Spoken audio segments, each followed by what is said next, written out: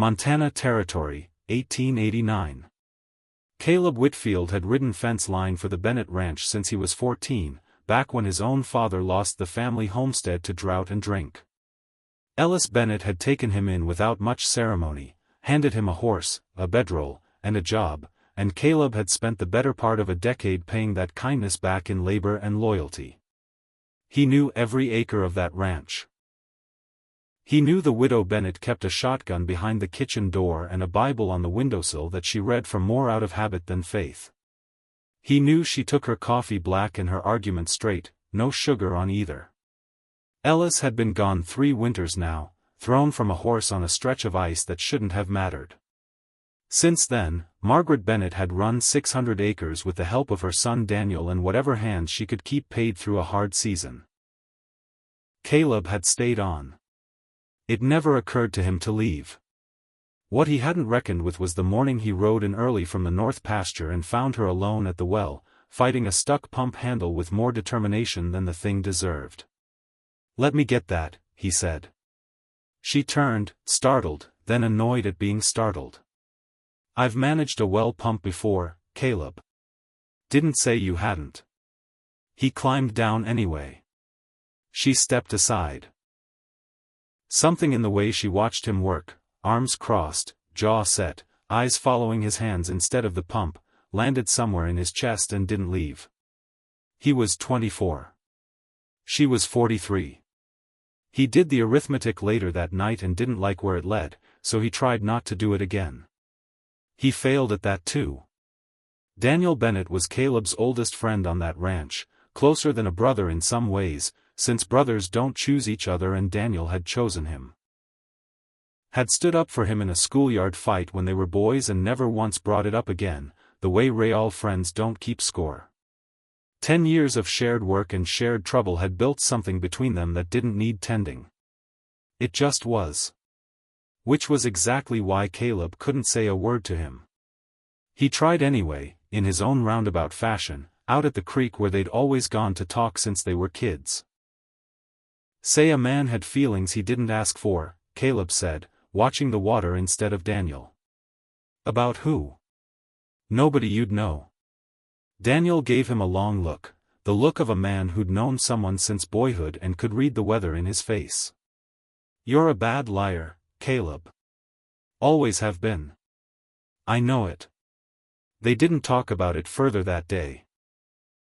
But Daniel started watching him a little differently after that, the way you watch a storm that hasn't decided yet which way it's going to break.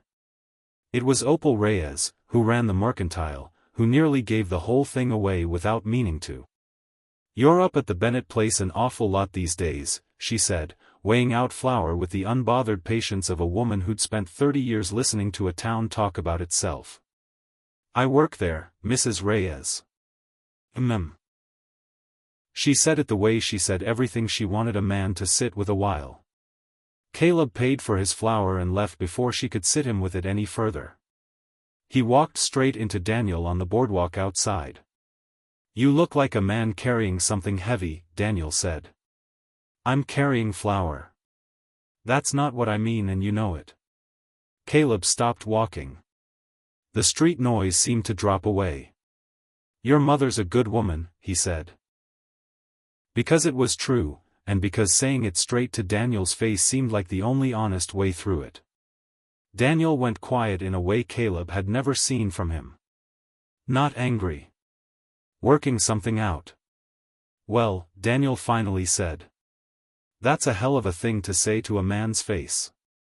"I know." Daniel picked his hat up off his head and put it back on, which was a thing he did when he needed a second to think. "Come to supper," he said finally. "Mother's making stew." "Daniel." "Come to supper, Caleb." And he walked on, leaving Caleb standing there wondering what kind of man invites his best friend to dinner 5 minutes after finding out that friend has feelings for his mother. Supper was, as always, good, and unbearable in a way food has no business being. Margaret served the stew the way she did everything, without asking for thanks or expecting any.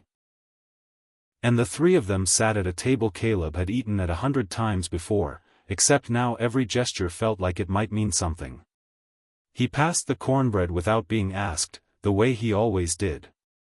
Daniel watched him do it like it was the first time he'd ever noticed. "Good bread," Caleb said, for lack of anything better. "Same bread I always make," Margaret said. "I know. It's always good." Daniel made a noise that wasn't quite a laugh and wasn't quite a cough. Margaret looked between the two of them, spoon halfway to her mouth. "Is something the matter with you two tonight?"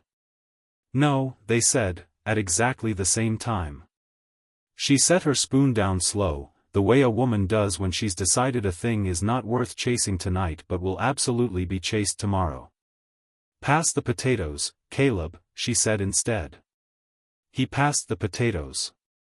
Daniel watched him pass the potatoes. It was, without contest, the longest meal of Caleb's life. Daniel said it 2 days later, back at the creek, in the place they always went. "My mother," he said. Caleb didn't answer. There wasn't an answer that made it easier. "She's 43. "I know. You're 24, Caleb." That's a lot of years." "I know that too." Daniel threw a stone. It didn't skip. He watched it sink like it had personally let him down. "You've eaten at our table since you were 14 years old," he said. "She patched you up when you broke your arm falling off that fence." "She's my mother." "I know all of it," Caleb said. "I'm not asking you to be easy about it. I'm not easy about it myself. I just wasn't going to keep looking you in the eye and lying." Daniel sat with that a long while. A red-tailed hawk cut across the sky above the ridge, and neither of them said anything until it was gone from sight. "Does she know?" Daniel finally asked. "No. You going to tell her?"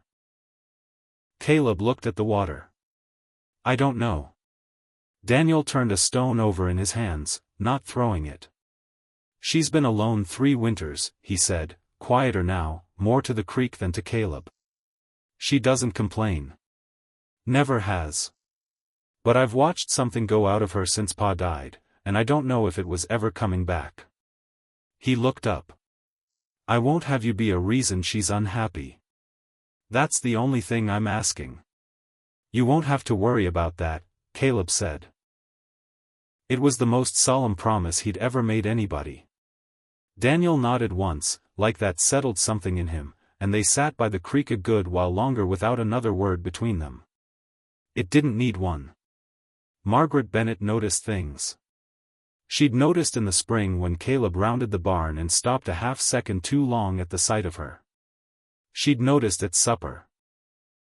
The cornbread, the potatoes, the way Daniel had watched Caleb like he was solving a puzzle at the table. She said nothing about any of it, not because she lacked words, but because some things need to sit a while before they're ready to be picked up. She noticed something else too, something she only examined alone at night over coffee gone cold, that when Caleb was in a room, she sat straighter. That she thought twice about what she said before she said it. That the morning at the well had stayed with her longer than she was willing to admit out loud. She was 43. He was 24. She had known him since he was a boy who ate her cooking and needed someone to tell him the truth plainly. She turned the numbers over the way she balanced her ledgers, and they refused to come out even. And yet on an October afternoon, carrying in wood Caleb had split that morning, she heard the gate behind her and didn't turn. "Daniel's at the mill today," she said. "I know." He took the wood from her arms without asking. She let him. They stood a while on the porch, looking out at land that had been half swallowed already by autumn color. "Caleb," she said. "Whatever it is you're thinking." "I know," he said, and it stopped her, because she'd taught him that phrase herself, and hearing it turned back on her felt like watching a lesson land somewhere she hadn't intended. "I'm 19 years older than you," she said. "I counted," he said. They stood there a long while, the wind moving through the grass, and she thought, well. There it is, then, Winter came on slow that year. Caleb kept coming by on Tuesdays, an arrangement neither of them had ever discussed out loud. It had simply become true, the way some things do without anyone deciding it.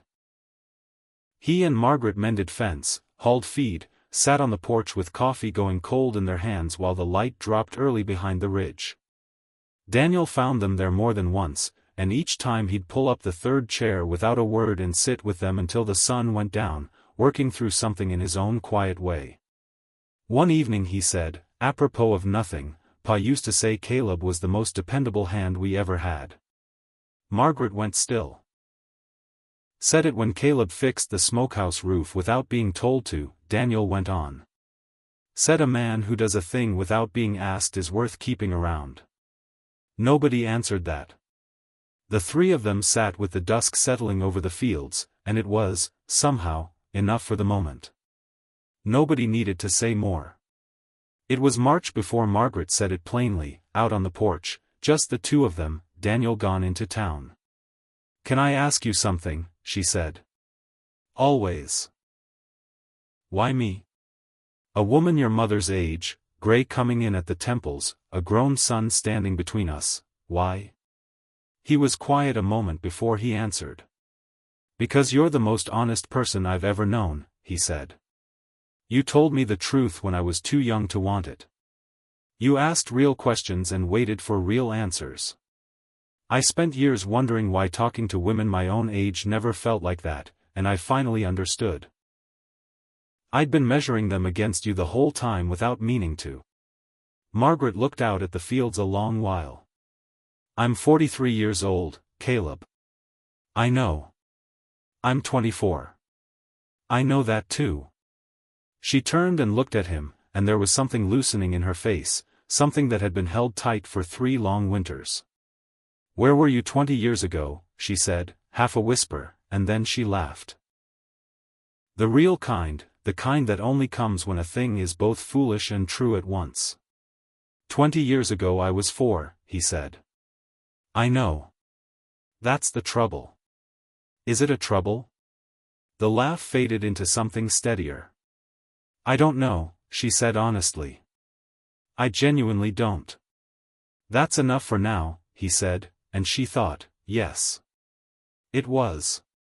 Daniel came to him at the creek in April, threw his stone first, watched it skip 3 times. "I've been thinking about my father," he said. "About what he used to say. About dependable men. Another stone. About my mother. She's different this winter. Better." Like something in her woke back up. Caleb said nothing. "That you?" Daniel asked, not unkindly. "Maybe." Daniel nodded slowly, working his jaw. "I want to say something, and I need you not to make it strange." "All right." "My father was the best man I ever knew," Daniel said. "When he died," she kept going. She always keeps going, but something in her stopped too. "I've watched her for 3 years wondering if it'd ever start back up." He turned the last stone over in his palm. "I think it has. And she deserves that. That's the whole of it. I'm not going to be the reason she doesn't get to have it." He looked at Caleb square. "Don't make my life strange." "I'll try. Try harder than that." Daniel stood and put his hand out. Caleb shook it. Not the handshake of 2 acquaintances, but of 2 men who'd known each other since boyhood and had just walked through something that could have broken them clean and hadn't. "Good," Daniel said. "Now come to supper. She's making stew again, and I am not eating alone while you 2 make eyes across the table." "We don't make eyes." "You've been making eyes since October. I noticed the first week." He clapped Caleb on the shoulder and walked on ahead, and Caleb followed him, laughing, the same way he'd followed him since they were boys, except everything between them had shifted, and somehow it was exactly right.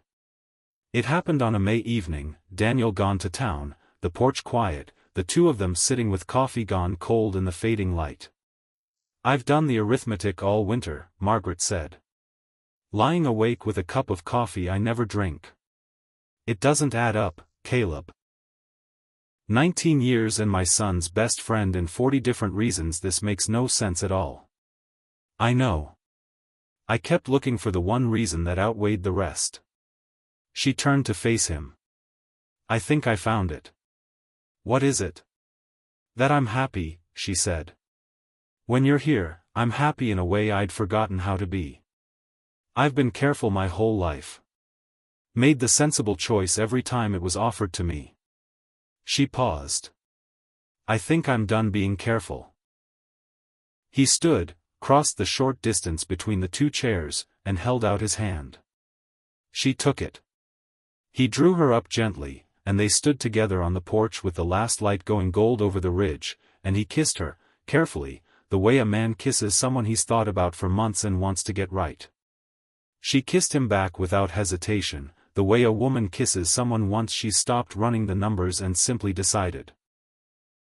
When Daniel's horse sounded on the road below, Margaret stepped back and smoothed her skirt, and Caleb picked his coffee back up, and by the time Daniel came up the steps they were both looking, very studiously, at the mountains. Daniel looked at them, then at the mountains, then pulled up the third chair. Evening, he said. Evening, they answered, together. He picked up his own cup, found it cold, and drank it anyway. They married that September in the little clapboard church in town. The whole county turned out because that was the kind of county it was. Daniel stood up with Caleb at the front, not out of duty, but because 4 months of watching his mother laugh again had taught him something he hadn't expected to learn, that this wasn't a loss for him. It was a thing gained, one he hadn't known was missing. Margaret came down the aisle in blue, and Caleb forgot, briefly, how to breathe. Breathe, you fool, Daniel muttered beside him. He breathed. Afterward, shaking Caleb's hand at the church door, Daniel said, "Welcome to the family, officially. I've been part of this family since I was 14. That was different, Daniel said. Back then you were just the hired hand who ate all our bread. Now you're my stepfather." He held his straight face for exactly 4 seconds before it broke, and they both stood there laughing in the church doorway while Margaret, a few feet off, turned to see what had gotten into the two of them and simply shook her head, the look of a woman who'd made her decision and knew precisely what she'd gotten herself into. That evening, the three of them back on the porch, the ridge going dark, Daniel said, "Pa would have liked this." Nobody spoke for a while. Then Caleb said, "Tell me about him," and Daniel did, and Margaret listened, and the night came down easy over the ranch, exactly the way it was supposed to.